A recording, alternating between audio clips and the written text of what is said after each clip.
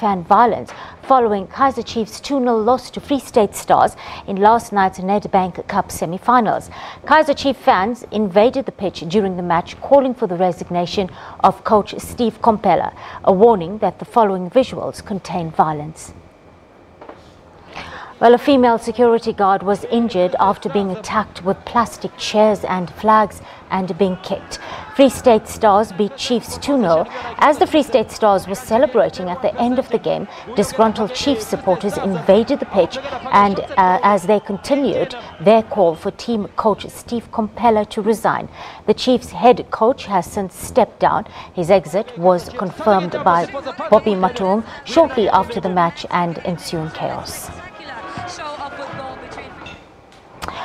Well, to help us understand the psychological science behind the phenomenon of sports fan violence is counselling psychologist Jeremy Bayer joining us on the desk this afternoon. Hello, Jeremy. Welcome. Thank you always for being so generous with your time on the SABC News Desk. Thank you.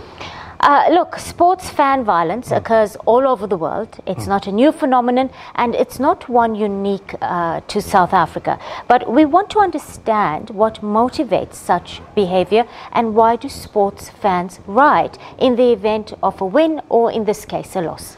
So, numerous reasons. Firstly, the trigger is a perceived injustice. So the injustice to these Kaiser Chiefs fans is the fact that the manager has been there for so long, who they believe shouldn't be there. That's number one.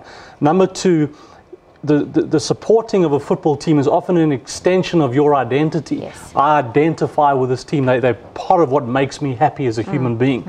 And when there is such, I guess, obsession and fanaticism with a club, when they don't perform for you, it's not only is it disappointing, but it's disappointing the core of who you are, and that often triggers it. Now, in the case of fan violence, usually there's about 5% of people who initiate it, and then you have 95% of people who will imitate the initiator. The likelihood of the riot getting bad is if the imitators can relate to the initiators, so based on their level of passion, beliefs, perhaps race, level of grievance, and those types of things. Combine all that together, and then you do have the breeding grounds for something riotous. Jeremy, I just want to internationalize this, because like I said, it's not a uniquely South African problem. One match that comes to mind fairly recently was October 2017. It was Lyon versus Everton FC in the UEFA league there. That game in Liverpool, there was a huge brawl. And then, of course, we also saw it happening in Philadelphia in February this year after the Super Bowl, where the Eagles went on a rampage, although they won the game. So in what circumstances does this all play out? In the US, violence, we saw just vandalism. In England, the pattern is to hurt the opponent physically. Remember, let's take football in England, for example. It's not just about support, but it's tribal. It's tribalism. This is my tribe because I support this team, and that's your tribe because you support that team. So it's not just about losing a sports match. It's an extension of your identity, and B, we've beaten you at the core of who you are. We are now going to come and get you, and it's exacerbated in the media by the way they promote the matches. And a lot of these sports fans, this is what brings them happiness. They have their sort of tough lives in the week, their work, and this is their Saturday. This is what makes them happy. So when it doesn't happen, this is a cue for anger. Let me put it this way. Where does that burning urge for violence come from, Jeremy? One would think that mob mentality has a lot to do with it. Okay, so there's like I said, the triggers the perceived social injustice, and then they're contributing factors. So you will take in the sports example, for example, it's environment and historical influences have a part to play. There are numerous. So say in the South African context, it's history of violence, history of solving things through violence. High unemployment, low income, perceived sort of deceitful leadership, and not seeing change over sort of 25 years. And then you combine that together with the stripping away and the constant stripping away of people's dignity. And when someone's dignity is being stripped away and they don't see hope, that is the breeding ground for anger. And so something like sport would be a source of happiness for people. And maybe it's something it's the only thing that brings people. So when even that is taken away from them, when they don't even get happiness from their sport, then you've got frustration. And 9 times out of 10, frustration equals aggression. All right. Also, what is very disturbing for me is that assault on the female security guard. It's almost now we're looking at an incident of violence within violence, almost, and by several fans, and the fact that perpetrators did not stop until she lay there motionless. One wonders if these fans would have used the same sort of force if it had been a male security guard. And how does gender come into play here in this kind of mob behavior or mob violence that we're seeing? Well, number one, these people who've started the riot are so wound up at that stage. Yes. So they're completely wound up. They're so angry that they're just seeing red. Number two, combined with the fact that we live in an extremely patriarchal society where there's this sort of culture of toxic masculinity, where I'm a man, I there own you because you're female. Combine all those two things together, you're so angry, and now you see a weaker person who you perceive as weaker, and you're in this extremely violent state. These things, this unfortunately happens. So there's numerous mitigating factors we need to address. But just on that note, we do have visuals of female fans also engaging in destructive behavior.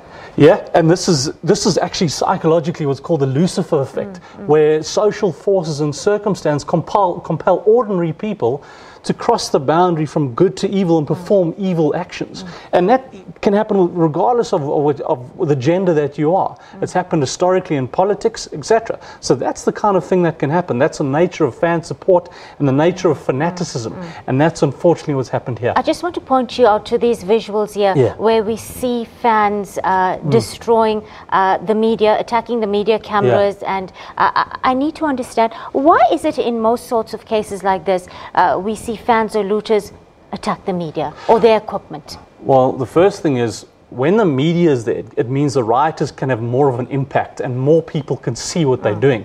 So their message becomes harder hitting for everyone to see.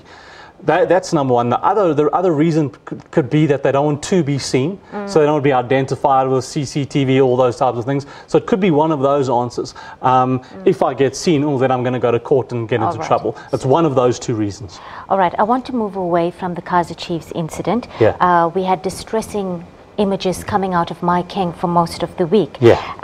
I want you to explain to us what kind of stresses people go through when their basic needs are not being met, Jeremy. Because I think as South Africans, it's important for us to get a sense of the frustrations and the desperations that many of those in our vulnerable communities feel. Oh, I mean, there's numerous. So, the first thing is our historical context of inequality and those people not seeing change. That's number one. Then you've got a deceitful leader and a corrupt leader. That's number two. And nothing, he's not getting his just desserts. Then again, you've got high unemployment, low income, fear of the future, so uncertainty regarding the future, and a lack of control of the situation. So you combine all of those things together and not seeing change. And again, I used the phrase earlier about stripping away dignity. These people's human rights are not being met. Right to dignity, right to services, etc. You combine all those things together, and you've got a pressure cooker waiting to burst. Okay.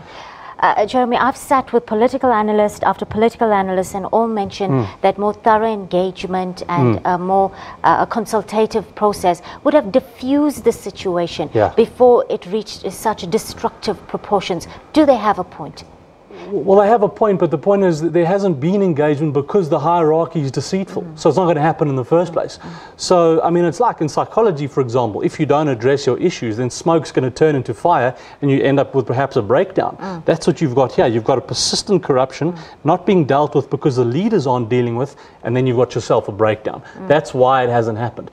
When people are in a sort of point of no return mentality, they don't care anymore, and they're not seeing hope for the future based on employment and those kind of things. Combine all that. It's a recipe for disaster. It's a recipe for disaster, absolutely. Look, when in human relationships, when we're seeing a breakdown in credibility, in trust, like we're seeing between people in My King and those persons in the corridors of power who are supposed to protect the interests of these people in the first place, how can this relationship be repaired, if at all, and how can we rebuild public confidence? Well, number one, ethical leadership. Number one, we have to, without a doubt, put an end to corruption, without a doubt. So number one, ethical leadership. Number two, walking the walk. So not just talking to them, meeting your promises. Three, regular engagement with the community. Four, job creation has to be.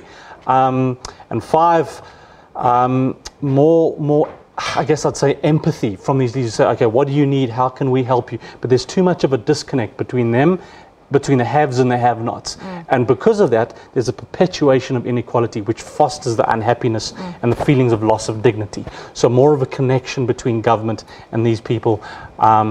And yeah, just ethical leadership for sure. It has to come to an end. Thank you, Jeremy Bayer, for joining us on the desk and sharing your insights with us so generously. That was Jeremy Bayer, our counselling psychologist, sharing some insights with us on the SABC News Desk. Time to cross over to the weather desk.